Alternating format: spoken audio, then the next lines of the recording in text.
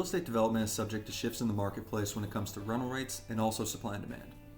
So it's important to understand the different quadrants here and have a firm understanding of the market that you're in now and where you'll likely be when your project is finished. Because let's remember, a building isn't built overnight. It may be 18 or 24 months from the time that you put a shovel in the ground.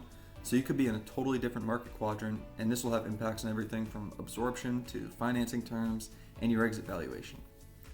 So let's start here in the expansion phase. And in this phase, demand is starting to roar back into the marketplace and surpass the available supply.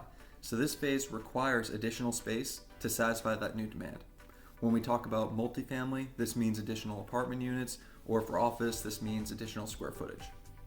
And this is where developers start to get very active in the marketplace again.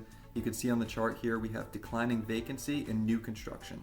There's less vacancy because demand is high and construction is trying to catch up to that demand.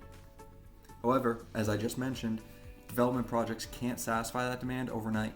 So if you timed it correctly and we're already building going into this expansion phase, you're bringing a high demand product to market. And that's really the goal, to deliver somewhere in this quadrant. As we go along, if you look to the dot on the center line here, this point here is where the new supply equals demand, or the point that we've reached market equilibrium. So now all the development projects that began in the expansion phase are coming to market and there's more space or supply, and we start to head into this hyper supply phase. These are the developers that didn't necessarily time it right, and they're delivering additional supply into a market where that demand perhaps has already been met. So that starts to drive down occupancy and drive down rental rates because there's more competition, there's more supply than demand, and eventually you hit a point where you're entering a recession. All right, so you're entering a market where there's so much supply that there's a supply glut and there's way more supply than demand, and this causes the market to drop quickly. And we see this in other asset classes too, right? This isn't unique to real estate, but it can be severe when this happens because you can't take that supply back.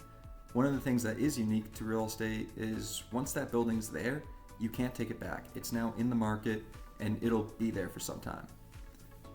But what happens is the market does begin to recover and the market continues to grow, and it will grow into that space that's there. And eventually you get back to the other side of this chart and you reach the long-term average occupancy, and the cycle continues. So I hope this was helpful to understand the different market quadrants. We all know real estate has historically gone up over time, but it does follow this sort of wave motion as it goes up, and it's especially important for developers to understand where they are in the cycle and where they will most likely be when they deliver their product. Let us know your thoughts in the comments. Don't forget to like and subscribe, and we'll see you on the next episode.